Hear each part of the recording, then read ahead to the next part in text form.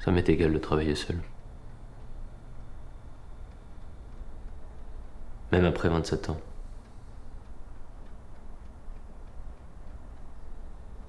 Tant que je suis ici, tant que je marche sur cette terre, je me sens bien.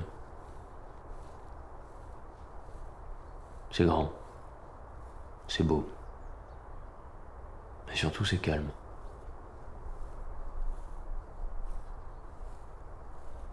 Ici, je suis loin de tout. Tout le monde se moque de qui je suis. Personne ne sait d'où je viens.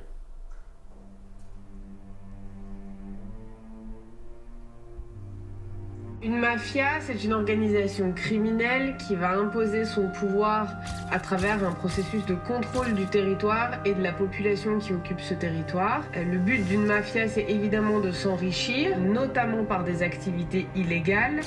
Et la caractéristique des mafias en général, c'est leur capacité à blanchir les revenus des activités illégales dans l'économie légale.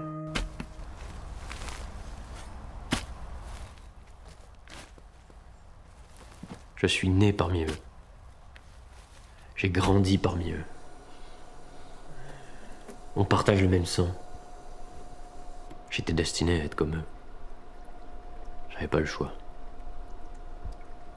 Pour rentrer dans une mafia, il faut d'abord avoir grandi dans un certain contexte, le village, la commune, la famille, et partager des valeurs qui sont les valeurs de l'identité mafieuse. L'organisation prime sur l'état de droit, prime même parfois sur les liens du sang selon les mafias.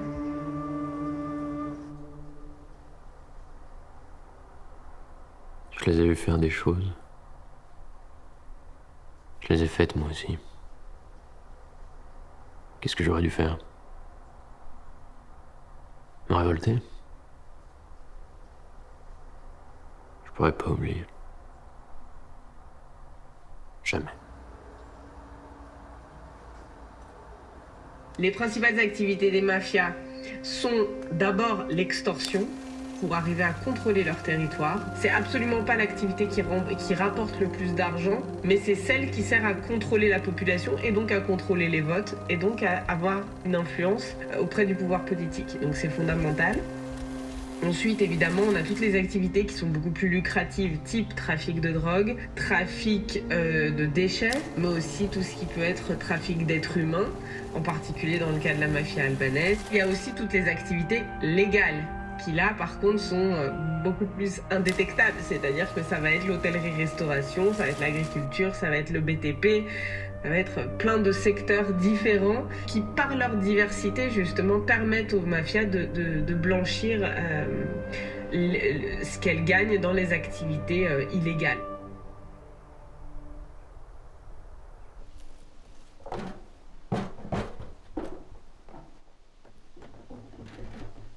L'honneur. Ils avaient que ce mot à la bouche. Nous sommes des hommes d'honneur. Sois digne de ta famille, fais-nous honneur. Kanunin dur.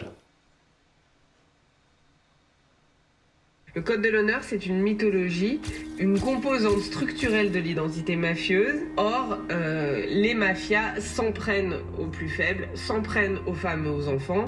Donc le code de l'honneur n'existe pas. Les alliances sont tellement fluctuantes et les milieux sont tellement ultra-violents que les alliés d'aujourd'hui seront les ennemis de demain.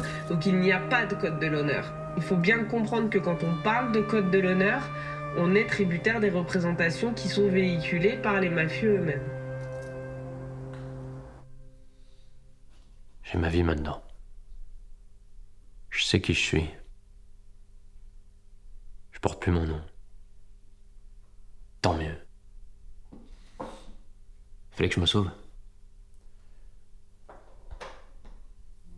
Et quand on veut sortir de la mafia, pour changer de mode de vie, il faut avant tout collaborer avec l'État, devenir ce qu'on appelle en Italie un collaborateur de justice, c'est-à-dire dénoncer ses propres crimes et dénoncer les crimes dont on a connaissance pour pouvoir bénéficier de réduction de peine et entrer ensuite dans un programme de protection des témoins. Mais À partir du moment où on décide qu'un témoin, qu'un mafieux, qu'un criminel est fiable, il faut voilà, lui garantir qu'il sera en sécurité.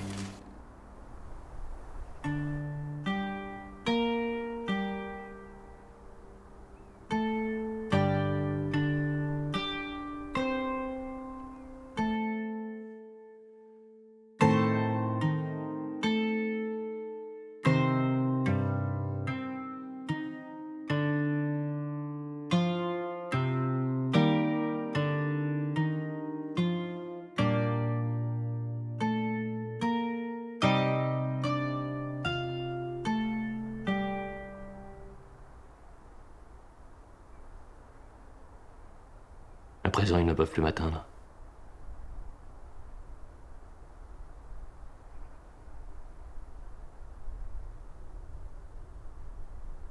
Tout ça, c'est derrière moi.